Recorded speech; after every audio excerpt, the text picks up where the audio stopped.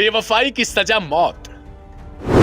3 लड़कों के साथ बेड पर पत्नी। गर्दन दबा दी, ज्यादा हुए मर गई, मैं भाग गया।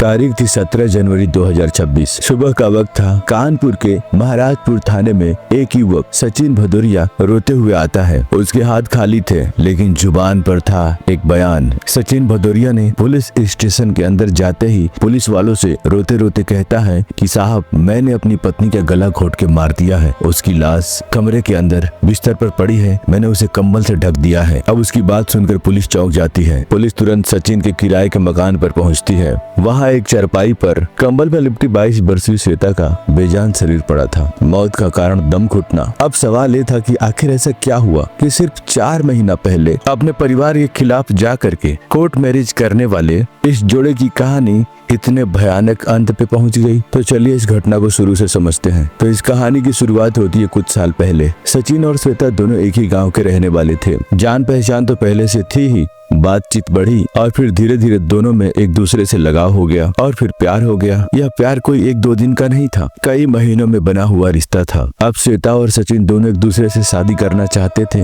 ये बात जब उन दोनों के घर वालों को पता चली तो दोनों के घर वालों की तरफ से विरोध शुरू हो गया। लड़के के घर वाले बोले कि अभी तुम्हारी उम्र ही क्या है, अभी तुम कमाई धमाई के बारे में सोचो, कुछ काम धंधा करो और ये लब सब प्यार वार कुछ होता नहीं है। ये सब फालतू काम छोड़ के कुछ काम धंधे में लगो, पैसे कमाने के बारे में सोचो। लड़के के घर वाले बोले कि ये सब क्या है, बदनामी हो जाएगी, इज्जत का सवाल है, ये सब लब उब की बात मत करो, अभी तुम्हारी उम्र ही क्या है, अभी पढ़ाई लिखाई करो। तो दोनों के परिवार वालों ने साफ मना कर दिया कि ये शादी नहीं हो सकती। अब ये दोनों अपने अपने घर वालों को समझाने की कोशिश करते हैं और काफी दिन समझाने के बाद जब बात नहीं बनती है तो दोनों एक फैसला लेते हैं जो आजकल बहुत से लड़के लड़कियां लेते हैं, कोर्ट मैरिज। ना कोई ढोल, ना कोई रिश्तेदार और ना ही कोई खुशी का शोर। बस एक कमरे में जाकर कागजों पे साइन किया और बाहर निकल आए और फिर दोनों ने कोर्ट में जाकर के अपने परिवार के खिलाफ जाते हुए शादी कर ली। अब शादी के बाद उन दोनों ने सोचा कि अब सब कुछ ठीक हो जाएगा, लेकिन असल जिंदगी यहीं से शुरू होती है। पैसे की जरूरत थी, काम चाहिए था और फिर काम की तलाश में दोनों सूरत चले जाते हैं। और सूरत जाने के बाद सचिन को एक प्राइवेट फैक्ट्री में काम मिल जाता है। काम मेहनत वाला था, शिफ्ट लंबा था, कमाई कम थी। श्वेता दिन भर एक छोटे से कमरे में अकेली रहती थी। सचिन दिन भर काम करता था। ना आसपास कोई अपना, ना कोई जान पहचान। शुरू में दोनों एक दूसरे को संभालते रहे, लेकिन धीरे धीरे थकान, गुस्सा और दबाव बढ़ने लगा। सचिन बात बात पर चिढ़ने लगा, छोटी छोटी बातों पे टोकने लगा और यहीं से धीरे धीरे सचिन के दिमाग में शक ने जगह बनाना शुरू कर दिया। किससे बात कर रही हो, फोन किसका था, इतनी देर तक क्या बात कर रही थी, जब देखो तब फोन में लगी रहती हो। अब श्वेता सचिन को समझाने की कोशिश करती थी, लेकिन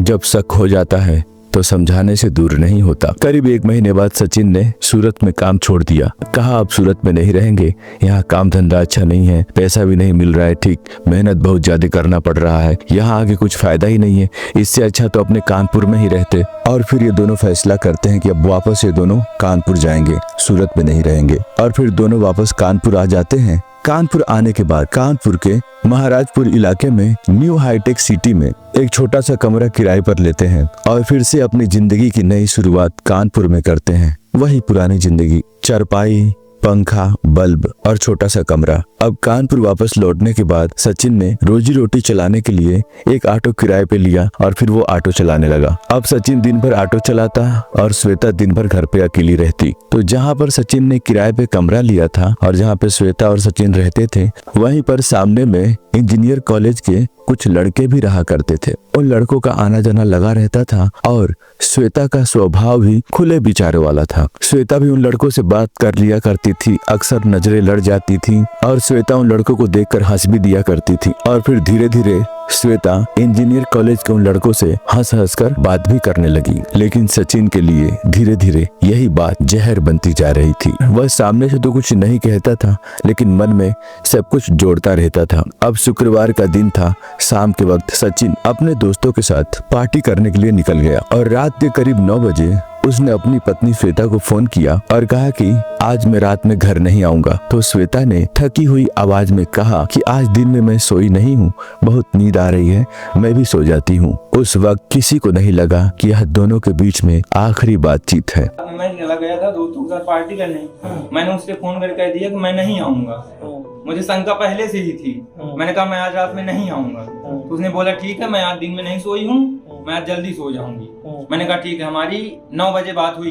अब धीरे धीरे रात बढ़ती जा रही थी और सचिन की बेचैनी भी बढ़ती जा रही थी। सचिन को अक्सर ऐसा लगता था कि जब मैं घर पे नहीं रहता हूँ तब मेरी बीबी उन इंजीनियर के लड़कों से बातचीत करती है या फिर उनके साथ गलत संबंध रखती है। और फिर अचानक सचिन ये फैसला करता है कि आज क्यों न मैं चल करके देख ही लूं कि जब मैं कमरे पे नहीं रहता हूँ तो मेरी बीबी क्या करती है। और फिर सचिन अचानक उठकर घर की तरफ चल पड़ता है और फिर वो घर पहुंचता है। घर पहुंचने के बाद उसके घर का जो दरवाजा था वहाँ पे एक शटर जैसा शटर था, उसको रस्सी से बांध करके बंद करते थे। हाथ अंदर घुसा के शटर की रस्सी खोलता है और फिर धीरे से अंदर जाता है और फिर सीढ़ियां चढ़ते हुए वो अपने कमरे की तरफ बढ़ता है। संतो मैंने कहा रात में ही जाता हूँ मैं वही 11:30 बजे 12 बजे निकला। पहुंचे जाके रूम में शटर से अंदर से रस्सी बंद होती है, उसका शटर खराब है तो रस्सी बंद होती है सर। तो मैंने रस्सी हाथ डाल के खोल लिया। जैसे ही वो अपने कमरे के पास पहुंचता है देखता है कि उसके कमरे की लाइट जल रही है और दरवाजा भी थोड़ा सा खुला हुआ है। अब जैसे ही वो दरवाजा खोल के कमरे के अंदर देखता है उसकी आंखें फटी की फटी रह जाती हैं। सचिन देखता है कि उसकी बीबी चारपाई पे लेटी हुई है और उसके दोनों तरफ 2 लड़के बड़ी ही आपत्तिजनक हालत में लेटे हुए हैं। मेरी बीबी उस रूम में बीच में लेटी, अगल बगल 2 लड़के। अब सचिन गुस्से के मारे चिल्लाने लगता है, गालियां देने लगता है। तो उल्टा सचिन की पत्नी भी चिल्लाने लगती है और फिर दोनों में बहस होने लगता है। तो सचिन की पत्नी उन 2 लड़कों से कहती है कि इसको मारो, इसको पीटो, नहीं तो ये बवाल करेगा। मेरी बीबी क्या कहती है, इसको मारो नहीं तो बवाल हो जाएगा ज्यादा। मैंने कहा यार तू तो इच्छा न कर, मैं तेरे लिए घर परिवार सब छोड़ दिया, ऑटो चलाता हूँ सर। और फिर सचिन और उन दोनों लड़कों में हाथापाई हो जाती है। तभी शोरगुल सुन के आसपास के लोग भी आ जाते हैं और फिर उन्हीं में से कोई पुलिस को फोन कर देता है। अब थोड़ी देर में पुलिस आ जाती है। फिर सचिन और उन लड़कों से पूछते हैं कि आखिर क्या मामला है। तो वो लड़के बताते हैं कि हम लोग तो बस बैठे थे। अब सचिन पूछता है कि इतनी रात में, रात के 11 बजे 12 बजे तुम दूसरे की बीबी के साथ में बैठे हो, ये कौन सी बैठक है और क्या बात हो रही थी। और फिर इसी बात को लेकर के पुलिस के सामने ही उन लड़कों और सचिन में बहस हो जाती है। लेकिन पुलिस सचिन को और उन लड़कों को दोनों को धमकाती है, दोनों को डराती है और बोलती है कि जो हुआ उसको खत्म करो और अभी से लड़ाई झगड़ा मत करना। ये सब कह के समझा के पुलिस चली जाती है। अब पुलिस के जाने के बाद सचिन वापस घर के अंदर आता है और अपने कमरे के अंदर जाता है और फिर अपनी बीबी से पूछने लगता है। इसी बीच दोनों में बहस हो जाती है। अब सचिन की बीबी कहती है कि अगर तुमने उन दोनों लड़कों को फंसाया तो अंजाम बहुत बुरा होगा, मैं भी तुझे फंसाऊंगी। और सचिन के ही अनुसार सचिन की बीबी कहती है कि तुम चाहे कुछ भी कर लो, मैं उन्हीं के साथ रहूंगी, उन्हीं दोनों लड़कों के साथ रहूंगी। अब इसी बहसबाजी के बीच सचिन को गुस्सा आता है और सचिन गुस्से में अपनी बीबी का गला दबाता है और कुछ ही देर में चारपाई पर उसकी बीबी शांत हो जाती है। अब एक जिंदगी खत्म हो चुकी थी। अब सचिन घबरा जाता है, फिर अपनी पत्नी की लाश को कंबल से ढकता है और फिर घर से निकल जाता है, बाहर इधर उधर भटकता है, फिर घंटा घर पहुंचता है, फिर वहां कई घंटे बैठा रहता है। फिर सुबह के करीब सीधे वो थाने पहुंचता है और थाने पहुंचने के बाद रोते रोते सब कुछ बताता है कि साहब मैंने अपनी पत्नी को मार दिया है, मेरी पत्नी की लाश कमरे में पड़ी है, मैंने उसे कंबल से ढक करके रखा है। अब फिलहाल पुलिस सचिन भदौरिया को गिरफ्तार कर चुकी है और इस मामले को हर एंगल से जांच कर रही है। तो दोस्तों, हर कातिल पहले एक इंसान ही होता है और हर अपराध की शुरुआत एक विचार से होती है। तो सोचिए, आप अपने विचारों को कंट्रोल कर रहे हैं या आपके विचार आपको कंट्रोल कर रहे हैं।